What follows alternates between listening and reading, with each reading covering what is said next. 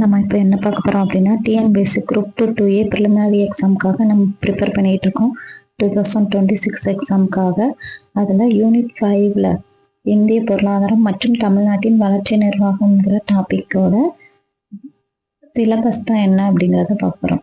எந்த ஒரு எக்ஸாமாக இருந்தாலுமே நமக்கு சிலபஸ் அண்டர்ஸ்டாண்டிங்கிறது வேணும். இப்போ டாப்பிக்கை பார்த்துட்டு இவ்வளோ பெரிய டாப்பிக்காக இருக்குது அப்படின்னு மலைக்க வேண்டிய அவசியமே இல்லை. நம்ம எதெல்லாம் அந்த டாப்பிக்கில் புரிஞ்சுக்கணும் அப்படிங்கிறத சொல்கிறாங்கங்கிறத மட்டும் நம்ம தெரிஞ்சுக்கிட்டாலே நம்மளோட கேள்விகள் எப்போவுமே சிலபஸ்க்குள்ளே இருந்து தான் வரும். சிலபஸில் ஒவ்வொரு லைனையும் மைன்யூட்டாக நம்ம ரீட் பண்ணணும்.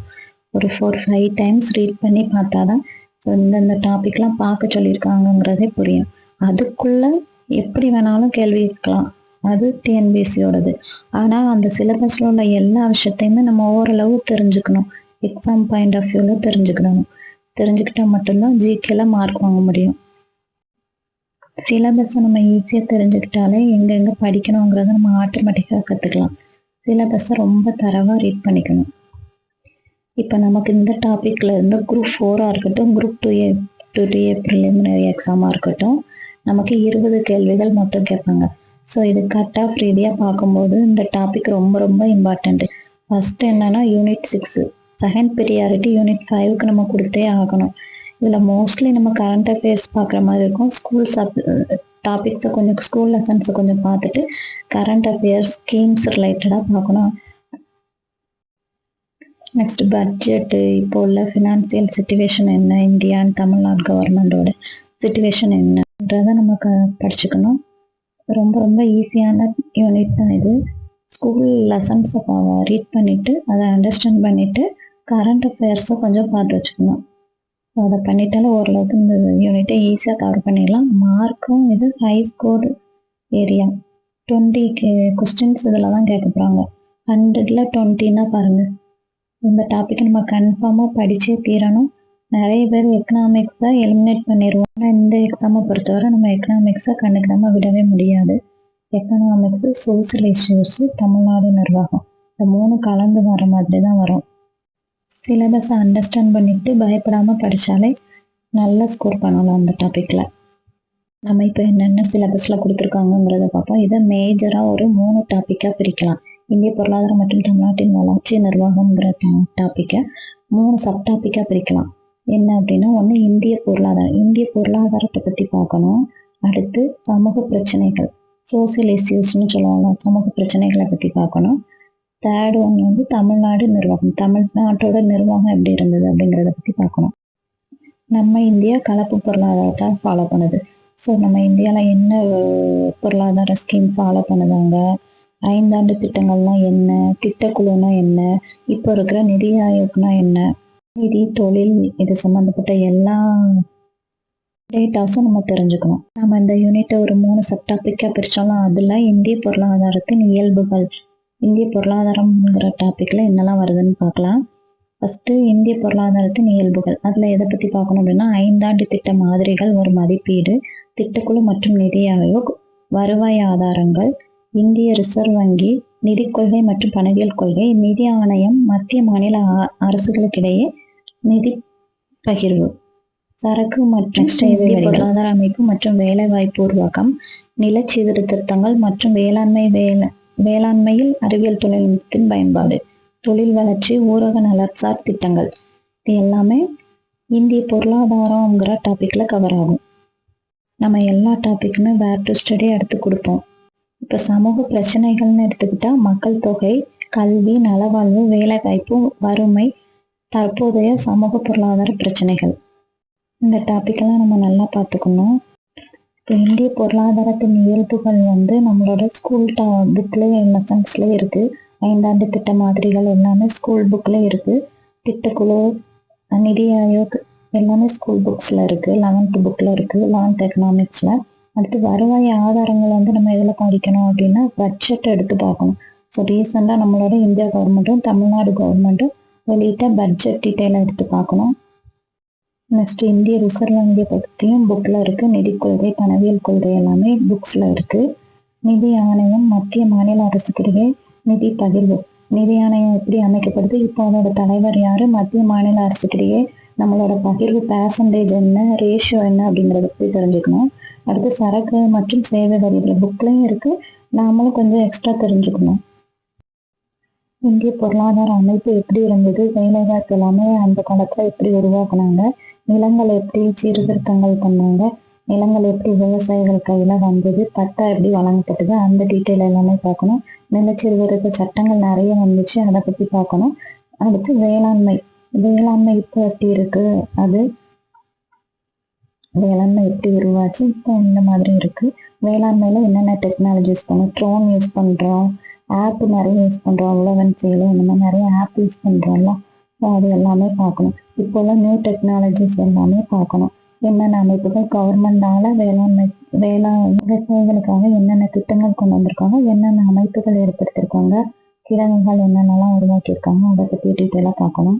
அடுத்து இந்தியாவில் தொழில் வளர்ச்சி எப்படி இருந்தது, ஊரக நலன்சார் திட்டங்கள் ஃபர்ஸ்ட் உள்ள கவர்மெண்ட்ல இருந்து இப்போ வரைக்கும் சுதந்திரத்துக்கு பிறகு என்னென்னலாம் நடந்துச்சு அப்படிங்கிற டீட்டெயில் எல்லாமே பார்க்கணும். அப்போ வந்து என்ன ஒரு ஸ்கீமா இருந்தாலுமே ஆதி காலத்துல இருந்தே கொஞ்சம் பார்த்து வச்சுக்கிறது நல்லது. அதாவது அந்த திட்டத்தோட பின்னணியை ஃபர்ஸ்ட் இருந்தே தெரிஞ்சுக்கணும். அடுத்து 2வது சப்டாபிக் என்னன்னா சமூக பிரச்சனைகள், சோசியல் இஷ்யூஸ்னு சொல்லுவோம். இப்போ என்னென்ன நம்மளோட சமூகத்துல என்னென்ன பிரச்சனைகள்லாம் இருக்கு அப்படிங்கிறத பார்க்கணும். ஃபர்ஸ்ட் மக்கள் தொகை எப்படி உருவாச்சு, எப்படி பெருகிச்சு, அதை கட்டுப்படுத்துறதுக்கு கவர்மெண்ட் என்னென்ன ஸ்கீம் கொண்டு வந்துச்சுது, மக்கள் தொகை கணக்கெடுப்பு என்னெல்லாம் நடந்தது அப்படிங்கிற டீட்டெயிலு. கல்வினா ஃபர்ஸ்ட் என்னென்ன கல்வி முறையெல்லாம் இருந்தது, அதுல வந்து எப்படி எவாலுவேட் ஆகி வந்தோம், இப்போ இருக்கிற கல்வி முறை என்ன, அதுல உள்ள எல்லா அரசுகளும் இந்த ஸ்கீம்ஸ் எல்லாம் முக்கியமான ஸ்கீம்ஸ் எல்லாம் லைட்டா பார்த்துக்கணும். நலவாழ்வும் அதே மாதிரி தான். முந்தைய அரசுல இருந்து இப்போ வரைக்கும் நடந்திருக்கிற என்னென்ன ஹெல்த்ல என்னென்ன ஸ்கீம்ஸ் எல்லாம் கொண்டு வந்திருக்காங்க கவர்மெண்ட்டுங்கிறத பார்க்கணும். வேலைவாய்ப்பும் அதே மாதிரி தான். வேலைவாய்ப்பு எப்படிலாம் உருவாக்குனாங்க, எந்தெந்த மாதிரிலாம் அதோட நிலைமை இப்போ எப்படி இருக்கு, சுதந்திரம் அடைஞ்ச பிறகு என்னென்ன வேலைவாய்ப்பு உருவாக்குனாங்க, வறுமையை ஒழிக்கிறதுக்கு என்னென்ன ஸ்கீம்ஸ் எல்லாம் கொண்டு வந்தாங்க, அப்போ இருந்து இப்போ வரைக்கும் சுதந்திரத்துக்கு பின் என்னென்ன வறுமைக்காக என்னென்ன ஸ்கீம்ஸ் கொண்டு வந்தாங்க. நிறைய ஸ்கீம்ஸ் இருக்கு, அதில் முக்கியமான ஸ்கீம்ஸ் எல்லாம் பார்க்கணும். இப்போ வரைக்குமே நிறைய ஸ்கீம்ஸ் இருக்கு, எல்லா ஸ்கீம்ஸையும் கொஞ்சம் பார்த்து வச்சுக்கணும். தற்போது இப்போ ரீசெண்டா வேற என்னென்ன சமூக பொருளாதார பிரச்சனைகள், சமூக பிரச்சனையா இருக்கட்டும், பொருளாதார பிரச்சனை, இப்போ ரீசெண்டா புது டைப்பான பிரச்சனைகள்லாம் வந்திருக்கு. ஸோ அந்த பிரச்சனைகளை பற்றியும் பார்க்கணும். இப்போ கரண்ட் அஃபேர்ஸ் ஓரளவு கொஞ்சம் தெரிஞ்சிருக்கணும். இனி 3வது சப்டாபிக்கான தமிழ்நாடு நிர்வாகத்தை பற்றி பார்க்கணும். தமிழ்நாட்டின் மனிதவள குறியீடும் அவற்றை தேசிய மற்ற பிற மாநிலங்களுக்கான குறியீடுகளை நோக்க. மனிதவள குறியீடு அப்பப்போ ரிலீஸ் ஆகும். அந்த ரிப்போர்ட் படி நம்மளோட ஸ்டேட்ல தமிழ்நாட்டுல என்ன நிலைமை இருக்கு, அதை கம்பேர் பண்ணி மற்ற ஸ்டேட் கூட கம்பேர் பண்ணி நம்மளோட ஸ்டேட் எப்படி இருக்கு அப்படிங்கிறத பத்தி தெரிஞ்சுக்கணும். இந்த டாபிக் வந்து ஸ்கூல் புக்ல ஒரு சின்ன எக்ஸ்பிளனேஷன் இருக்கும். அதை மட்டும் ஜஸ்ட் நம்ம பார்த்துக்கிட்டு மனித மேம்பாட்டு குறியீடுனா என்ன, அதை யார் ரிலீஸ் பண்ணுறாங்க, எப்போதுமே ரிலீஸ் பண்ணுறாங்கன்னு பார்த்துட்டு ரீசெண்டா என்ன ரிப்போர்ட் வந்துச்சோ அதெல்லாம் நம்ம தமிழ்நாடு, இந்தியா, மற்ற ஸ்டேட்டஸ்லாம் என்னென்ன லெவலில் இருக்குங்கிறதையும் ஃபர்ஸ்ட் 3-5 இடத்துல என்னென்ன கண்ட்ரிஸு, நம்ம ஸ்டேட்ல என்னென்ன லெவலில் இருக்கு, எத்தனாவது பிளேஸ்ல இருக்குங்கிற டீட்டெயிலாக தெரிஞ்சு வச்சுக்கணும். அவ்வளோதான். ஜஸ்ட்டு இந்த 2 பார்த்தா போதும். என்னங்கிற டெஃபினேஷன், இப்போ அதோட நம்ம எத்தனாவது தரத்தில் இருக்கோம், தரவரிசையில் எத்தனாவது இடத்துல இருக்கோங்கிறத பார்த்தாலே இது போதும். நெக்ஸ்ட் தமிழ்நாட்டின் சமூக வளர்ச்சிக்கு சமூக அரசு மறுமலர்ச்சி இயக்கங்களின் பங்களிப்பு. 18-19ஆம் நூற்றுல நிறைய மறுமலர்ச்சி இயக்கங்கள் தோன்றின. சமூக மறுமலர்ச்சி இயக்கங்களும் தோன்றுச்சு, அரசியல் இயக்கங்களும் நிறைய தோன்றுச்சு. மறுமலர்ச்சி இயக்கங்களையே ரெண்டு விதமா பிரிப்பாங்க. மறுமலர்ச்சி இயக்கங்கள் மரபை மீட்டு உருவாக்கம் செய்யற இயக்கங்கள்னு 2 விதமா பிரிப்பாங்க. பழைய நம்மளோட மரபை திரும்பவும் கொண்டு வரணும் அப்படிங்கிற ஒரு மீட்பு இயக்கங்களும் நடந்துச்சு. இல்ல நம்மளோட பழமைவாதமா இருக்கிற விஷயத்துல மறுமலர்ச்சி உண்டு பண்ணணும் அப்படிங்கிற மாதிரி உள்ள மறுமலர்ச்சி இயக்கங்களும் தோன்றுச்சு. இந்த மாதிரி நிறைய இயக்கங்கள் தோன்றுச்சு, அதை பத்தி பார்க்கணும். அடுத்து அரசியல் கட்சிகள், என்னென்ன அரசியல் கட்சிகள்லாம் நம்ம நாட்டை ஆண்டாங்க, அவங்களோட நலத்திட்டங்கள், ஒவ்வொரு அரசியல் கட்சியும் நிறைய நலத்திட்டங்கள் கொண்டு வந்திருப்பாங்க, அது எல்லாத்தையுமே பார்க்கணும். அடுத்து இடஒதுக்கீட்டு கொள்கைக்கான நியாயங்களும் சமூக வளங்களை பெரும் வாய்ப்பு. இடஒதுக்கீட்டு கொள்கை எப்படிலாம் உருவாச்சு, ஒவ்வொரு